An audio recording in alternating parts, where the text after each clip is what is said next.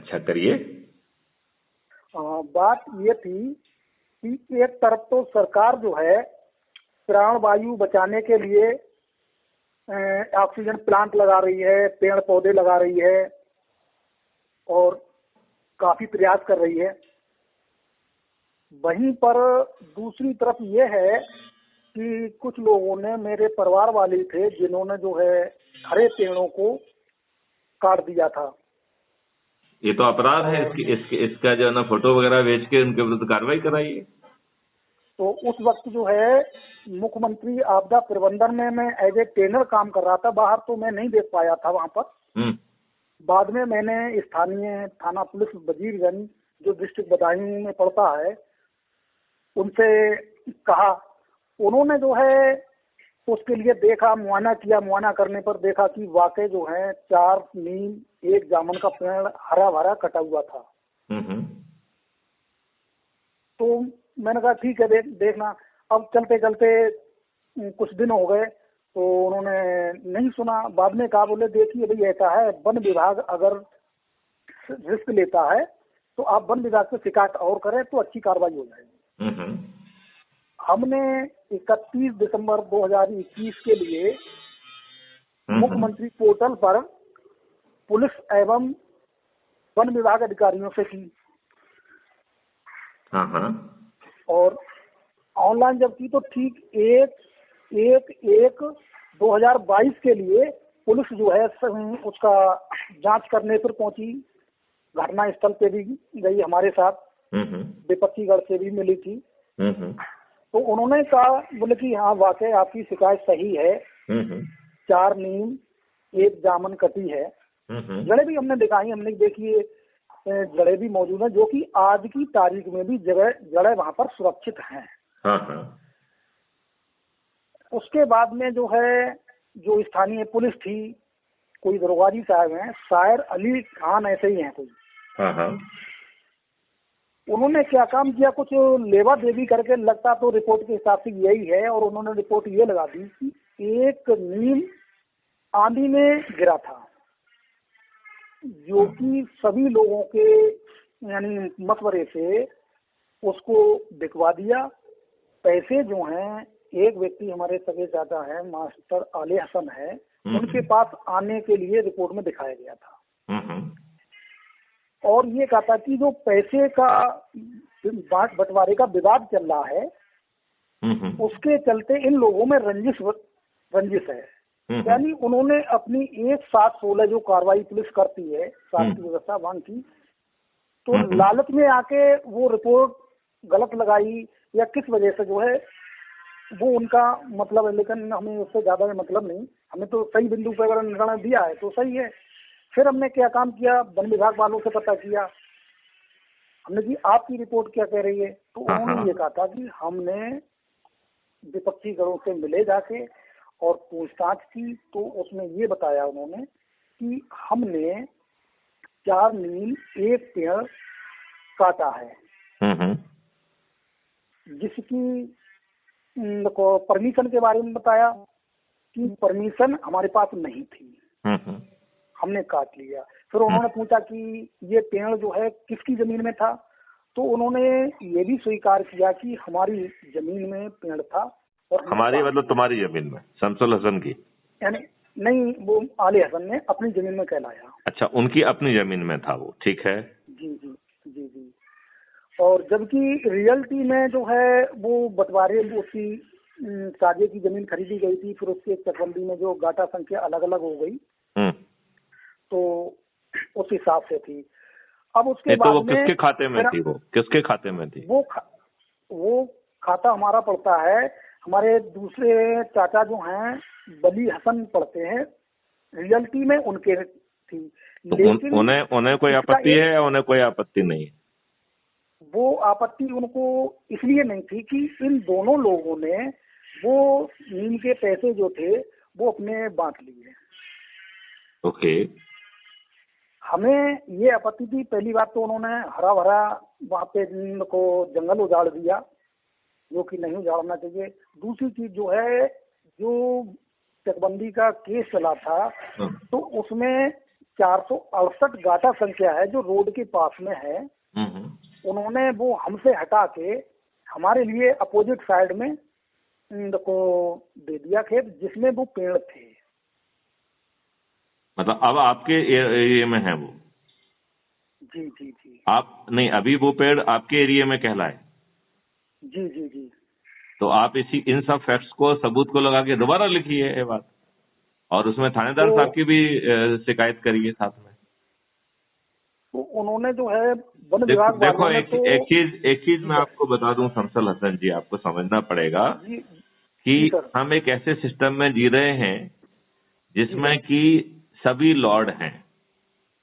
वो जानबूझ के गलती करें या अनजाने में गलती करें, पैसे लेके गलती करें, पैसे लेके जो है ना गलत रिपोर्ट दें, ये सभी लॉर्ड हैं। और कटना किसको है? आम आदमी को। जी सर। पेड़ कटे तो कटे, इनकी सेहत पे क्या फर्क पड़ता है? इनकी तो जेब भरना चाहिए। और इतने सारे जो पेड़ कट गए हैं वो किसी न किसी ने तो काटे ही हैं। तो हम दुष्ट लोगों को ये बात समझ में नहीं आती है कि हम जो चंद पैसों के लिए, चंद लाभ के लिए, चंद लालच के लिए जो भी गड़बड़ करते हैं, हम अपनी ही प्राणवायु को प्रभावित कर रहे हैं। लेकिन हम जो है अकल के अंधे लोग हैं। हमारी इस सेहत पे कोई फर्क नहीं पड़ता है, क्योंकि लाभ व्यक्तिगत होता है और हानि सबकी होगी। इसमें जो है शमशल हसन जी, मैं आपको एक कहानी सुनाता हूँ, आपको आनंद आएगा। एक शिव भक्त था, वो बहुत जोर से शिव की भक्ति करता था, राइट? और उसके बड़े कृपण था, बड़ा जो है ना गरीब था, मुश्किल से जी पा रहा था। तो शिव और पार्वती ऊपर से हवाई मार्ग से जो है विचरण कर रहे थे। तो पार्वती ने देखा कि शिव भक्त के इतने बुरे हाल हैं, तो उन्होंने कहा कि नहीं, नीचे चलिए, ये आपका भक्त है, इसकी हम मदद करेंगे।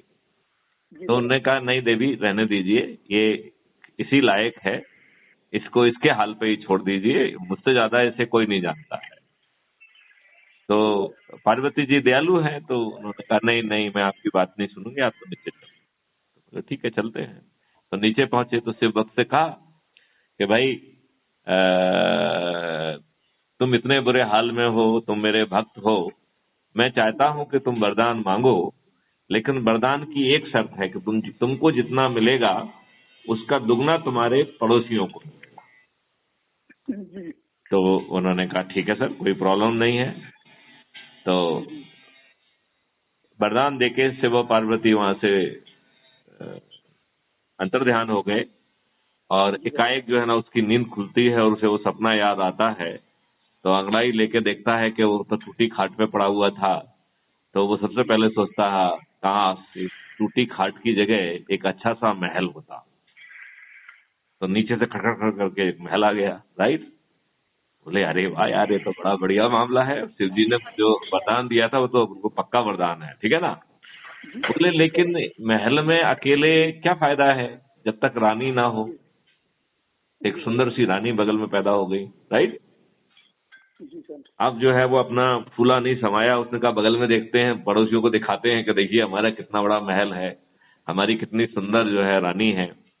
तो उसने बगल की तरफ नजर की तो देखा कि हर किसी के पास दो दो महल थे, दो दो रानियां थी। बहुत दुखी हो गया वो। उसे खुशी की बजाय बहुत अंदर से जल गया वो। सोचा क्या करें क्या करें क्या करें क्या करें। फिर उसको एक युक्ति सोची। जानते वो युक्ति क्या थी? हेलो? वो युक्ति थी, उसने कहा कि हे भगवान, मेरी एक आंख फूट जाए, राइट? तो उसकी एक आंख फूटी तो पड़ोसियों की दोनों फूट गई, राइट? अब वो सही मायने में प्रसन्न होगा। तो हम सब लोग जो है इस सोच के बेअक्ल लोग हैं, और यही सब हमारी परेशानियों की जड़ है। यदि पूरे हालात को कहा जाए कि कुत्ते ने काटा है, तो यदि आप रेबीज से बचना चाहते हैं तो इंजेक्शन लगाना ही होगा। तो अब ये लड़ाई तो लड़ना ही होगी। यदि आप लड़ना चाहते हैं, बिना जीत और हार के आप लगे रहिए साक्ष्यों के साथ, कोर्ट में भी लगा दीजिए। वरिष्ठ अधिकारियों को आपका आशीर्वाद और सहयोग चाहते हैं कि मेरा तो हर अच्छी सोच के बारे में आशीर्वाद है, लेकिन प्रॉब्लम क्या होती है कि हम अपने बारे में सोचते हैं कि चूंकि हमारा बगल वालों से लड़ाई झगड़ा है तो उनकी हानि हो जाए। इतना ही कष्ट यदि कोई दूसरा पेड़ कटेगा और आपको होगा तो मुझे लगेगा कि आप सही इंसान हैं। जी सर। आप बात समझ रहे हो ना? अदरवाइज तो जो ना आपको पेट में इसलिए दर्द है कि यदि आपकी इस कहानी से आपके जो लोग बाग हैं, परिवारजन जो आपसे लड़ाई झगड़ा कर रहे हैं, यदि उनकी थोड़ी सी तबीयत ठीक हो जाए तो आपका काम उल्लू सीधा हो जाएगा। लेकिन यदि आपको लगता है कि नहीं, आप प्राणवायु के प्रति चिंतित हैं, आप पेड़ कटने के प्रति चिंतित हैं, तो ये ढेर सारे लोग रोज पेड़ कटवा रहे हैं। हमें इसकी पूर्ति पेड़ बचाने के साथ साथ पेड़ लगाने से करना चाहिए और हमें एक इंटीग्रेटेड फार्मिंग में जाना चाहिए जहां चारों तरफ जो है 10 फीट गहरा ट्रंच हो। बाद में जब थोड़े संसाधन बढ़ेंगे तो उसमें अपन मिट्टी का छेद वाली टाइल्स भी लगा सकते हैं, उसमें एक्वा कल्चर कर सकते हैं और ऐसी जो टनल्स हैं, ऐसी जो खाइयां हैं, वो एक खेत की दूसरे खेत से जुड़ते जुड़ते वो वाटर बॉडी से जुड़ना चाहिए, नदियों से जुड़ना चाहिए, नहरों से जुड़ना चाहिए और वहां से लगातार वाटर की सप्लाई होगी तो हम एक्वा लाइफ को भी पैदा कर पाएंगे।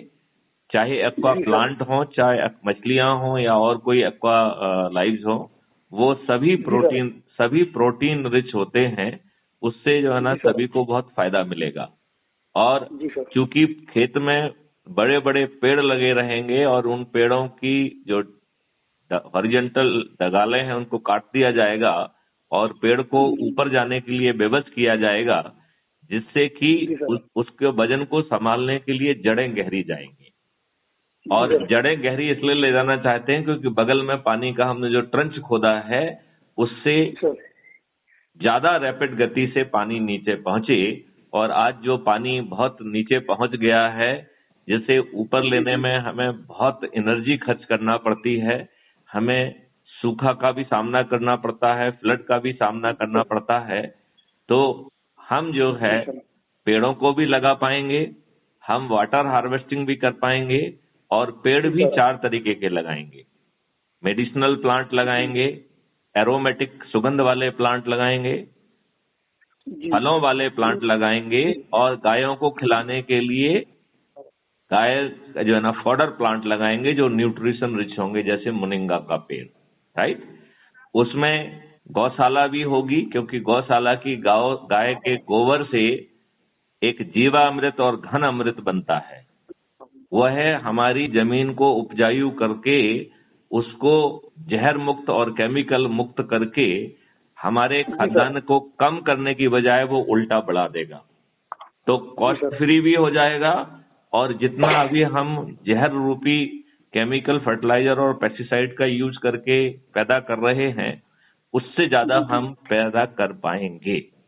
फिर उसी में जो है बी कीपिंग रखी जा सकती है और चूंकि पर्टिकुलर खेतों में पर्टिकुलर तरीके के मेडिसिनल प्लांट जो उस जलवायु में होते हैं वो पैदा किए जाएंगे, तो उन मेडिसिनल प्लांट के फूलों से जो शहद बनेगी उस शहद में भी वो मेडिसिनल गुण आ जाएंगे। आगे चल के हम शहद हाई बीपी के लिए शहद, इसके लिए शहद, उसके लिए वो भी हम बना पाएंगे। तो हम जो है ऊंचा सोचें, बड़ा सोचें, छोटा सोचने से हमारा भला नहीं होगा।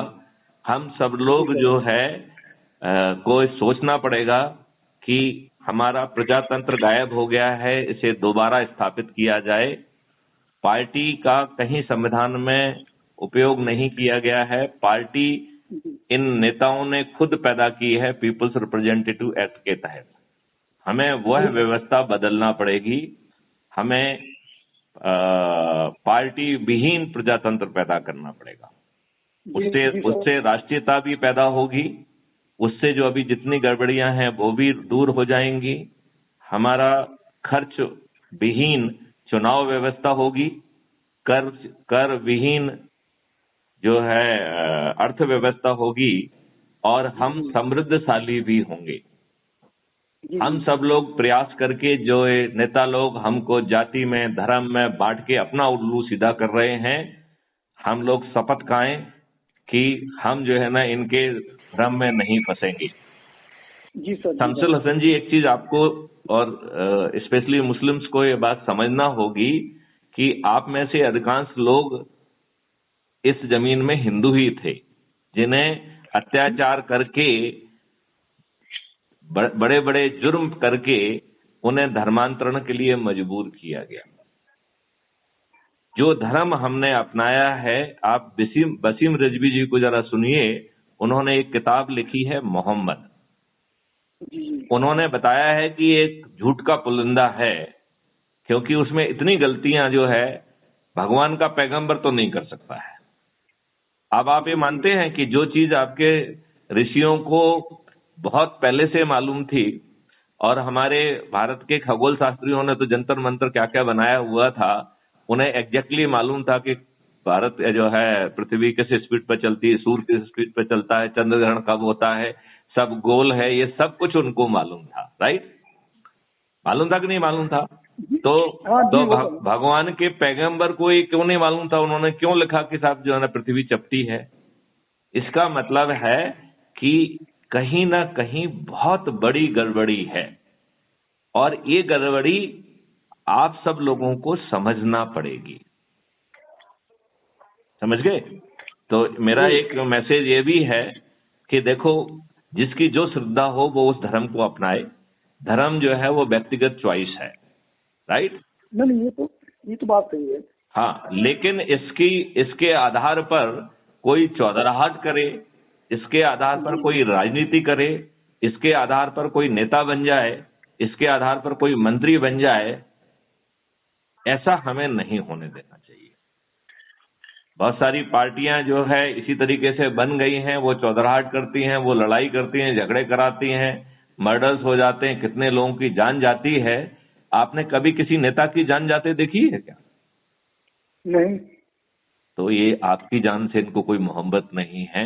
हम अपनी जानों की कीमत समझें, इन नेताओं की औकात समझें, चाहे वो किसी भी धर्म के हों। ये सब अपना उल्लू सीधा कर रहे हैं। आओ हम इनसे सावधान रहें। हम प्राणवायु को स्थापित करें, इंटीग्रेटेड फार्मिंग को हम स्वीकार करें, हम प्राकृतिक फार्मिंग को स्वीकार करें, जो कि जीवामृत और घन अमृत के ऊपर आधारित हो, जिसमें हमें कॉस्ट ना लगे, और हम जहर मुक्त एग्रीकल्चर को पैदा कर पाएंगे। और जो हम भारत का तो कण कण में जो है अमृत है, तो जब हम जहर मुक्त कर देंगे तो हमारी सब चीजें जो है वो अमृत तुल्य हो जाएंगी, जिसे हम अमृत के भाव में बेच पाएंगे। तो अमृत के भाव में हम औषधि भी बेच पाएंगे, अमृत के भाव में हम अपने फलों को बेच पाएंगे, और उसके लिए हमारी अपनी एंड टू एंड व्यवस्था होगी, जो क्राइम फ्री भारत के एग्रो और आयुष मॉडल में हमने परिकल्पना की है। जी सर। जब हम बात करते हैं तो लोग कहते हैं कि नेता नहीं होने देंगे, तो हम हमेशा यही कहते हैं कि नेता हमने इसलिए चुने थे कि हर कोई भी अच्छा काम नहीं होने देंगे। यदि ये नेता जिसमें कि 42% अपराधी हैं, 29% जघन्य अपराधों के अपराधी हैं, शमसुल हसन जी, ये समय आ गया है कि ऐसे नेताओं को जिनका काम राजनीति करना है, अब हम इनको बेरोजगार करें, अब हम इनको हटाएं। अब हम जो है हमारे जो कानून के निर्माता हैं वो अपराधी नहीं होना चाहिए। ये राजनेता चूंकि ये अपराधियों को ही जानबूझ के टिकट दे के आसानी से जीत के सत्ता में आना चाहते हैं। ये दुष्ट लोग कभी कानून नहीं बनाएंगे, चाहे PIL लगे, चाहे सुप्रीम कोर्ट अनुरोध करे, क्योंकि इन्हें मालूम है कि एक अपराधी को टिकट देंगे तो वो आसानी से जीत जाएगा। इन्हें अपने ऊपर भरोसा नहीं है। ये भिखारियों की तरह फड़ बिछा के बैठे हुए लोग हैं, जो कि किसी भी दूसरे पार्टी के नेता जो अपने लाभ के लिए आना चाहते हैं उन्हें वेलकम करते हैं, उन्हें टिकट का आश्वासन देते हैं, उन्हें मंत्री बनाने का आश्वासन देते हैं, और जब उनकी पार्टी के लोगों को ये बात अच्छी नहीं लगती है और उसका वो विरोध करते हैं तो ये लोग कहते हैं कि भीतर घात हो गई है। ये नहीं कहते हैं कि पार्टी को जो है ये लोग अपनी प्राइवेट पार्टी के बतौर चला रहे हैं और बाहर से इस तरीके से बेकार टाइप के लोगों को, चाहे वो अपराधी हों या पैसा देके लिए हों या दूसरी पार्टी से लिए हों, ऐसे लोगों को टिकट देके ये अपना साम्राज्य चलाना चाहते हैं और दूसरे व्यक्तियों को लाके इन्होंने बाह्य घात कर दी है। तो अंदर के लोगों को अंदर घात करना ही चाहिए, कोई घात नहीं है ये, इनको इनकी दुष्टता का प्रसाद मिलना चाहिए, जिससे कि यह जो उचित उम्मीदवार हैं जो ऑलरेडी अपना समय और वो दिए हैं उनको ये नजरअंदाज ना कर सकें, अपने भाई भतीजों को टिकट ना दें, अपराधियों को टिकट ना दें, दूसरी पार्टी से जो अपने स्वार्थ के लिए लोग आए हैं उनको टिकट ना दें। आओ हम सब मिलके ऐसी व्यवस्था स्थापित करने के लिए संघर्ष करें, प्रण करें कि हम छोटा नहीं सोचेंगे, हम बड़ा सोचेंगे, उसे क्रियान्वित करेंगे और क्रियान्वित करने की भी हम मैकेनिज्म पैदा करेंगे। हमारा सकारात्मक संवाद उसी मैकेनिज्म का हिस्सा है। आपको हमारी बात कुछ ठीक लग रही है क्या? जी जी, असल में एक चीज जैसे दक्षिण बिजली वाली बात जो है नहीं सर, तो मेरा मानना यह है कि मैं भी साइंस का स्टूडेंट रहा हूँ और साइंस ये कहती है कि पहले किसी चीज को तजवीज यानी खोज की जाए। मैं भी यही कह रहा हूं कि जो चीज लिखी गई है उस पे नाराजगी जाहिर करने की बजाय एक एक चीज पर रिसर्च की जाए, उसे सत्यता की कसौटी पर परखा जाए और यह जिम्मेवारी उस कम्युनिटी की होना चाहिए, उस धर्म के अनुयायी की होना चाहिए जो उस धर्म को कर रहे हैं। क्योंकि इस्लाम में क्या हो रहा है, आपकी कुरान में क्या लिखा है, इससे हिंदुओं को क्या ना तो उन्हें जानकारी होगी ना ही कोई उनका वास्ता है, राइट। तो ये मुख्य जिम्मेवारी जो है वो मुसलमान की होना चाहिए कि जो तथ्य जो है उन्होंने वसीम रिजवी जी ने अपनी किताब में लिखे हैं वो सार्वभौमिक सत्य है कि नहीं है। ऐसे और भी बहुत सारी तथ्य जो ना निकल के सामने आ रहे हैं, उन पे खुली चर्चा करें और उन दुष्टों को दंडित करें जो अपनी चौधराहट रखने के लिए फतवा जारी कर देते हैं, मक्कारी कर देते हैं। और इस तरीके की हर गतिविधि अपने आप में अपराध है। क्योंकि हमने एक लचर व्यवस्था पैदा की है, तो उस लचर व्यवस्था के कारण यह अपराधी लोग एक के बाद एक गुनाह करते जाते हैं, जिसका संज्ञान भी नहीं लिया जाता है और उन्हें दंड भी नहीं दिया जाता है। शमसुल हसन जी, आप हमारी बात से कुछ सहमत हैं या बिल्कुल भी सहमत नहीं है?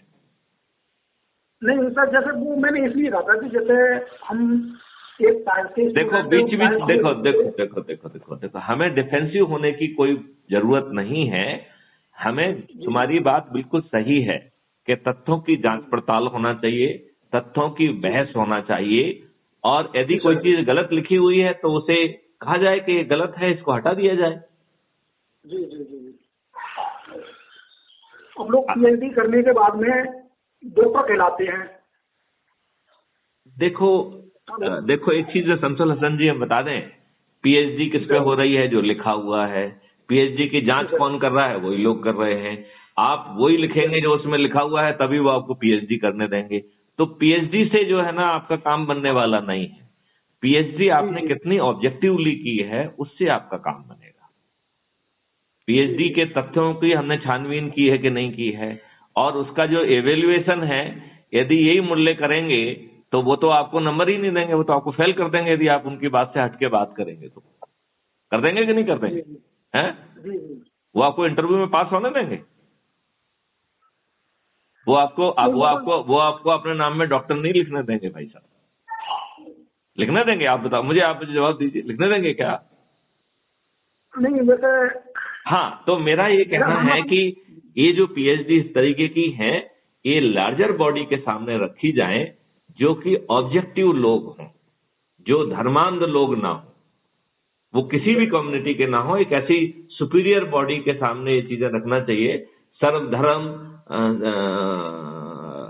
सभा टाइप की जो चीजें हों जिसमें सभी धर्म के लोग हों और बातचीत करें, और वो एक धर्म के साथ मिनमिक निकालने का अभियान नहीं होना चाहिए जो गड़बड़ी दूसरे धर्मों में कर दी गई। देखिए बहुत सारे पुरोहित और पंडितों ने जो है ना जानबूझ के अपने लाभ की चीजें लिख दी हैं, राइट, उसको डिस्टॉर्ट कर दिया है। जैसे कास्ट जो है हिंदू धर्म में, आपके कार्य के आधार पर थी, उसको उन्होंने जन्म के आधार पर कर दिया। तो जन्म के आधार पर हर कोई शूद्र है, राइट, और वो अपने कार्य के आधार पर वो ब्राह्मण बनेगा, क्षत्रिय बनेगा, बनिया बनेगा, शूद्र तो वो है ही है, ठीक है ना, राइट। तो वो जिस तरीके के क्रियाकलाप करेगा, जिस तरीके का अपने को ज्ञान अर्जित करेगा, जिस तरीके की कार्रवाई करेगा, उसके आधार पर उसे उस नाम से संबोधित किया जाएगा। यदि वो ग्रंथों को, धर्म ग्रंथों को और उन सबको, वेद और पुराणों के अध्ययन करेगा तो उसे ब्राह्मण कहेंगे। यदि कोई जो है ना लड़ाई और उसमें जो है ना युद्ध कौशल में आगे जाएगा तो उसे क्षत्रिय कहेंगे। यदि कोई वाणिज्य में जो है ना आगे बढ़ता है तो उसे जो है बनिया कहेंगे, और जो बाकी भौतिक कार्य में आगे बढ़ता है उसे शूद्र कहेंगे। इसमें ना शूद्र बड़ा है ना ब्राह्मण बड़ा है, हर कोई अपना अपना काम अपने अपने क्षेत्र के हिसाब से कर रहा है और वह उसमें पारंगत भी है। शमसुल हसन जी, आप कुछ सहमत है मेरी बात से कि नहीं है? नहीं, बात सही है। क्योंकि जब तक हम ऑब्जेक्टिवली चीजों को नहीं करेंगे तो ये धर्मांध लोग हमको उकसा के हमारे खिलाफ ही गड़बड़ करने की कोशिश करेंगे, क्योंकि इनकी दुकान बंद हो रही है। तो इन्हें आपकी चिंता नहीं है, इन्हें अपनी दुकान की चिंता है। आप इस बात से सहमत हैं क्या? नहीं, ये तो है। चलिए, तो आज 2 संकल्प लेते हैं। एक, प्राण वायु की रक्षा करें, जिसके लिए हम इंटीग्रेटेड फार्मिंग की वो करें। दूसरी बात है कि हम धर्म और अन्य कामों में भी ऑब्जेक्टिविटी लाएं। धर्म व्यक्तिगत आस्था का विषय है, उसे व्यक्तिगत आस्था का विषय ही बना रहने दिया जाए। किसी को अपने व्यक्तिगत लाभ के लिए चौधरी ना बनने दिया जाए। जी सर। ये 2 संकल्पों से आप सहमत हैं क्या? जी सर, जी सर। चलिए, तो ये आज 2 संकल्प हुए। ये 2 संकल्प जो है देश के नाम पे समर्पित।